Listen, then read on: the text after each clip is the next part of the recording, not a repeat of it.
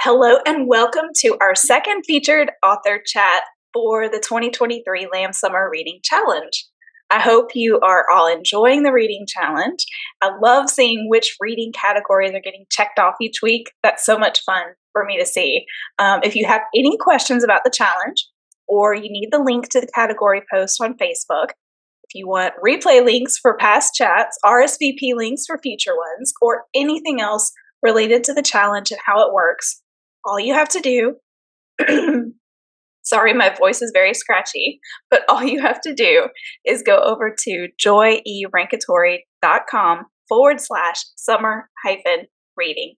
That's where everything is. So now that I've gotten that out of the way, I am thrilled to welcome the fabulous J.A. Curtis, author of the 2022 Nevada Indie Author Project winner, Lies of the Haven. Welcome, Jenny, and thank you for joining us. Thanks, Joy. I'm really excited to be here. Oh, I'm so glad. I've been looking forward to this chat so much. So Jenny will be giving away a copy of Lies of the Haven. For chances to win that, be sure to go back and comment on the 4 Facebook posts that we've had this week, and comment on this video if you're watching the replay. You need to do that by 6 p.m. on June 25th, 2023. Okay, so that's how you can win. And now we're going to dive right into the chat. So, Jenny, first, please introduce yourself and tell us a little bit more about the book that you're giving away. I'm Jenny. I wrote Lies of the Haven, my book here. Also, yes, you can see it on Joy's screen. It is a young adult urban fantasy adventure, and I wrote it because I wanted to, I wanted to write something that kids would like, that particularly my middle school students at the time. I was teaching middle school, and so I wanted to write a story that my middle school students would enjoy. That was a lot of things happening, like action and adventure and mystery, that would kind of get them into reading. And so that was kind of where it started out. As I was writing, I was like, is this something like my students are going to enjoy? The story is about a girl who is raised human, but then later finds out that she is a fairy. And these two groups of fairies, these two factions, are kind of fighting over her. She's supposed to be this fairy leader, and she kind of doesn't know what's going on, kind of wants to go home, sort of thing, because they take her to their home, kind of like up in the mountains, kind of hidden away, and she kind of just wants to go home and doesn't really believe them. And then certain things happen where she's kind of like, okay, well, maybe I am a fairy, but do I still want to be here? Is this something I want to be involved in? And there's a lot of mystery and questions about like why the two groups are fighting and things like that. And so that's kind of the basis of the story. One cool aspect of it is that they have these tattoos on their arms that are like mythical creatures that can come to life. So like you see on the cover, hers is a griffin. There's a griffin tattoo, and it can come to life, and they can fight for them in battle if they're in fighting battle. So there's a lot of action and fighting and stuff. So I love that part. I love the tattoos. I love all of it. And there is a lot of action. It's really an exciting book. Plus, you also have really great character development. So I think sometimes in fantasy books, one of those tends to fall by the wayside, but I think you've done a really good job of having both of those there. So, yay.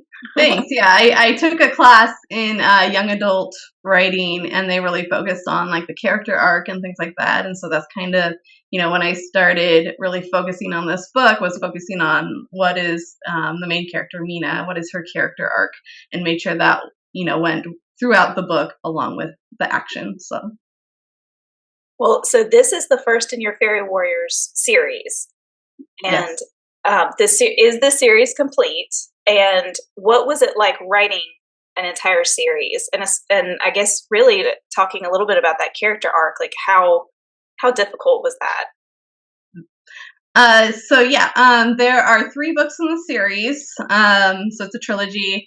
Lights of the Haven is the first book, and then the next book, they have them here, is Rise of the Fomori. It's book 2, and then book 3 is Battle of the Lost Fae. And so those are the 3 books in the series. And uh, that's kind of where it goes. It's a complete series. The arc. So when I first wrote Lies of the Haven, like I left it open so that there could be more. But I mean, the book itself is complete. It's not like a cliffhanger ending or anything. And then so her arc in that one kind of completes itself. And so then I had to go into the next books in the series and be like, okay, well, where is her arc going from here? And as I plotted out the second and third books, her arc actually kind of spanned through the second into the third book. So the second book actually is a little bit of a cliffhanger ending leading into the third book, because her arc kind of keeps going that way. So you mentioned to us that you decided to write books that your middle grade students would want to read. So I'm curious if any of your former students read your books, and then what did they have to say about them? You know what? I don't know if they have. I am no longer. By the time I actually published Lies of the Haven, I was no longer working at that school. I'd actually moved to a different state, and so I don't know if they read it. It would be really cool if they did, but but Well, I'm not sure. what is like the most interesting feedback that you've gotten, or just reader reaction that you've had? um, I just really enjoy hearing like the excitement. Usually, something that's really interesting is people usually tell me like this isn't like any other fairy book I've ever read, and I was like, oh, okay, because I think I focus like you think of fairies and you think of like wings and kind of like pretty cutesy stuff. I don't know, not always. Sometimes like there's that whole like dangerous side of the fairies and everything, but mine were more like they were warriors and they're like hardened fighters sort of thing. And so it is a little bit different, I think, in that sense, when I talk about fairies and things like that. Just how I conceptualize them within the world. It's really cool, and I love that. I love those unique takes on fairies. So that's exciting. And of course, I love fairies. I'm all about it. So, do you see reflections of yourself in any of your characters? Um, sort of, maybe. I think I think definitely in some ways, um, Mina and the male character Arius are both pretty stubborn, and I can be pretty stubborn sometimes. So I definitely think the stubbornness is there.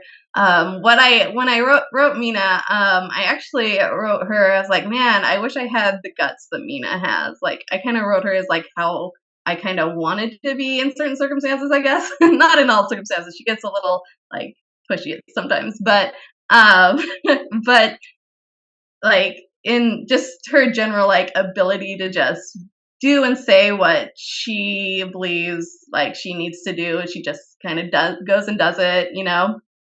And so I kind of wrote her in like I wish I could be like this gutsy sort of way. That's so cool. I think that's one of the really fun things about being an author is I think we definitely do infuse parts of ourselves into our characters in some form or fashion. Sometimes even when we don't realize it. But then we get to like throw those things in there that we wish we were. Yeah. Or we wish we had a friend or whatever the case may be of the character. So that's Right. so much fun.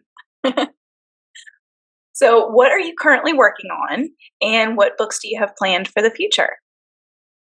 Good question. So I'm currently working on several projects, but Yay, that's so exciting. um I'm working on a middle grade book right now. And this one I actually hope to maybe have traditionally published. So I'm going to try to like submit it to some publishers and see um, how it goes. But this one's about a girl who she's destined to like destroy her father's kingdom. And so she becomes known throughout the kingdom as the evil one, right? She gets kind of labeled as the evil one, right? And she doesn't really want to be the evil one. She wants to change her fate, but once in the story, once your fate is read, then it's kind of sealed, and that's what you're going to do. And so she's looking for a way to undo that fate and kind of get out of it and change people's perception of her. So Sounds good. Now, is this going to be like a one book, or do you think it could potentially become a series? this one will probably be a trilogy. Again, I like trilogies. They don't go too long. They're just like, and they end eventually. So yeah, this one will probably be a trilogy story. And it's very different from like Lies of the Haven in that it's um, really lighthearted, kind of funny. The character breaks the fourth wall a lot to like talk to the reader. So it's kind of a different vibe, but it's very like there's a lot of heart and a lot of found family and things like that. And so I'm really excited about that one. That sounds really interesting. I am excited about that. Yeah, yeah. So that'll be exciting. So that's a project that has been a long. I actually wrote that one a long time ago, or not all of it, but parts of it a long time ago. So it needs a lot of cleaning up now that I know more about what I'm doing, and and so I've been working on cleaning it up and adding parts and making it better. So I have a couple of other projects. I also so like Lies of the Haven and my middle grade obviously are more like for middle grade and young adults. They're more like clean books. I also am kind of branching out into adult steamy romance that's also fantasy.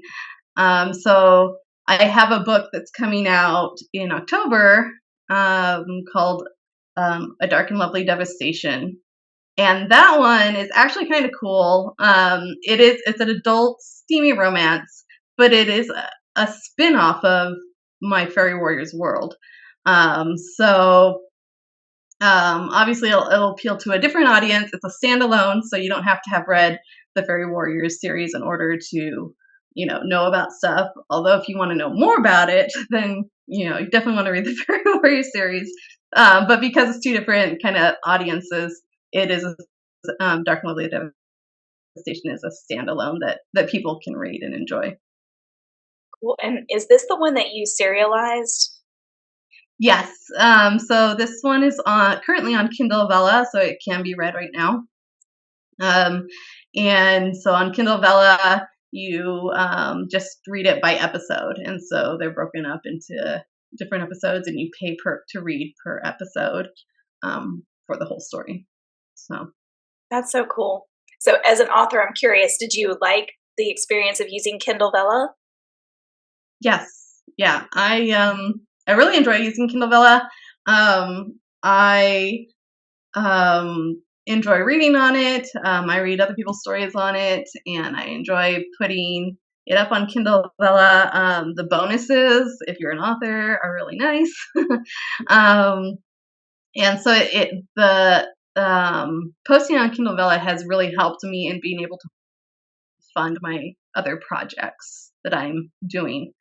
And so that's what's really nice about it. Like I have A Dark and Lovely Devastation is completely funded. Like for when you create a book, you have to get the cover, pay for the cover. You have to pay for the editing. You have to, if you want any artwork done, you got to pay for the artwork and have it all ready. You got to pay for the marketing part of it. So the nice thing about putting it up on Kindle Vella first is that I'm now able to fund it so that when A Dark and Lovely Devastation releases, hopefully I can just make money on it instead of trying to recoup the loss that I had from creating the book.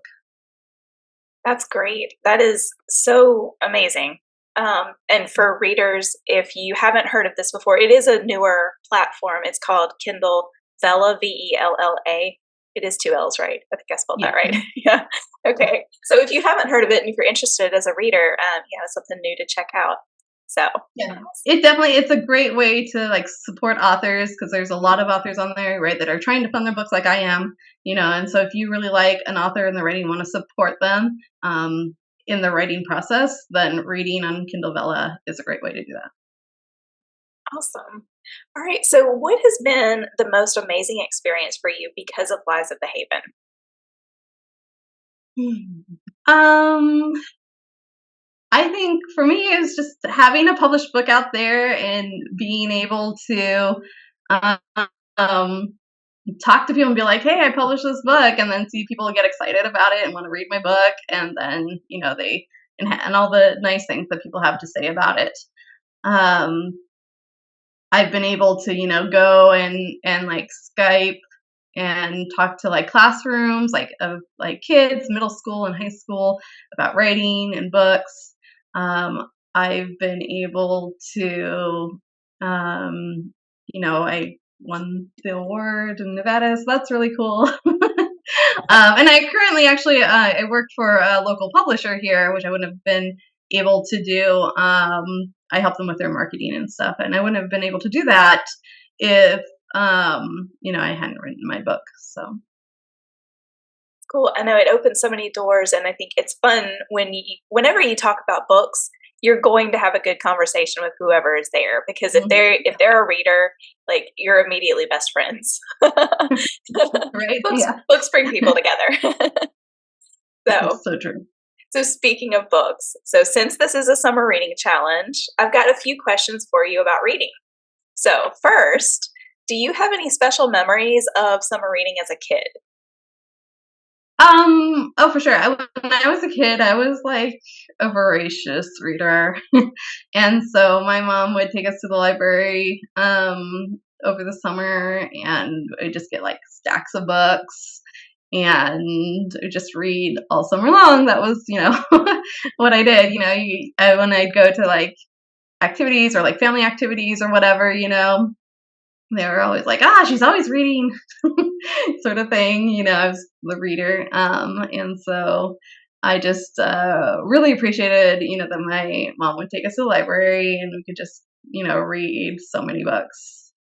So, Libraries are so magical, I think, yeah. for everybody, but especially as a kid, I just remember that awe of like, "Oh my gosh, look at all of these books." Yeah. So, what are you currently reading? That's a good question. With my writing schedule, I haven't had as much time to read recently. Um, so I'm going to count. I'm currently beta reading a story. Oh, how fun. So that's so I don't just write. I also give feedback to other writers on their writing. And so I count that as my reading currently. So right now I'm reading a story called Serpent and Flame. It's by R.L. Perez, and it's a steamy romance, and it's retelling of Medusa's story. Oh, And so yeah, it's fun, and so that's what I'm reading right now. I know that's always so funny because for reading challenges, if you're supposed to tell what you're reading or whatever, we authors can't always tell what we're reading. or there's not a cover to show. There's like, I know, right? There's no cover. I'm like, oh, I can do something with it. I could take it with my computer, maybe. I don't know. But but that's also so much fun because we get to see each other's work behind the scenes and like earlier drafts and like help, encourage and influence and help them polish and get those books ready. So it's so much fun. yes, There are so many aspects to being an author that I think a lot of people don't know about, mm, things like that.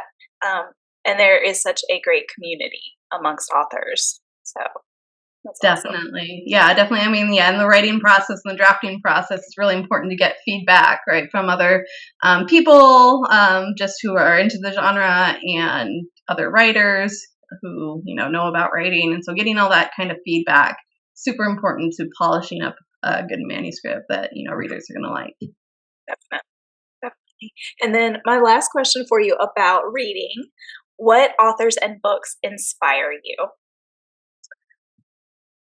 That's a hard one. I don't know why, because like there's been like so many like throughout the years that I've just been like way into, and such a broad range of what I've been into over the years. Yeah. So, as a fantasy writer, I like everything from like Brandon Sanderson to like Sarah J. Maas. So like there's like a huge spectrum there. Like I like the epic fantasy, that Brandon Sanderson writes, and then the romantic fantasy that Sarah J. Maas writes. Um, and then you have like the classics. So like I'm a huge like Jane Austen fan. Like I love Pride and Prejudice and all of her books and everything. And so just off the top of my head, those are big writers that have influenced what I write, and people that I go back to. I'm like, how did this author do this? Like how did Brandon Sanderson do this? Because I'm kind of stuck. Or how did Sarah J. Maas do this description? Because like she was able to say it without being like so up in your face, right? So I'd go look and kind of look at hers, and then just the initial concepts that come from like Pride and Prejudice and romance writing and things like that were huge. So I love that. And I think that when you're so widely read, it shows in your writing. You know, mhm, I think all definitely. of those different, even, obviously Jane Austen is extremely different from like Right. Fairy Warriors, right? But Right. you get that influence and you get that depth to your writing because Mhm. that's what you have put into your mind Right. for all of these years. So that's so cool. Yeah. All right. So, where can people follow you? What would you like people to go and see and do, and where would you like for them to follow you? Yeah. I My website is www.jacurtisbooks.com, and then I'm on Facebook and Twitter and Instagram. I am J.A. Curtis Books. So that's on all my handles. So And I'll be I'm sure all to there. put your links in our notes there on YouTube. So, if you're Yeah, watching the replay, then you just drop right down there and you'll find all of those. definitely. One different one. Sorry. If you're looking for like my Kindle Vella, well, if you're looking for my Kindle Vellas, you can just go to like my website or my Facebook page. They'll be both be on there. But I do have a Linktree account, so and that's at instead of J.A. Curtis Books, it's just J. Curtis Books, just to confuse people. That's Yeah. great. Well, and you also have a novella as a freebie when people sign up for Oh, your newsletter, right? yes, I do. Okay. And so this is actually a plug for our author chats, authors of the roundtable chats, which we have one tomorrow. I'm going to tell you all about that in a minute. But we are giving away this year for those chats book swag prize packs. And Jenny so generously has gifted us her novella for each of those. So there it is. There it is. So yeah, this is Feud, Arias' Stories. It's a prequel story to the Fairy Warriors series. Um, if you remember, I mentioned Arias. He's one of the main characters in the series. And I talked about the two different feuding groups, and actually the two different groups are led by two different brothers. So Arias is one of the brothers, and Dramian is the other brother that leads the other group. And so this is kind of a prequel story about how their whole fight, conflict started. So I can't wait to read that. I've had it for a bit and I haven't read it yet, but I'm very excited to read it. All right, so letting you guys know, tomorrow is our next Authors of the Roundtable event. So join us for a mid-challenge boost. This will be June 26, 2023 at 7 p.m. Central. We're gonna have 4 incredible authors who are gonna share their best tips for how to tackle a reading challenge. And they're also going to talk a little bit about their books. So these are returning authors from previous summers. So you are definitely in for quite a treat. And then for Jenny, please go and check out her links.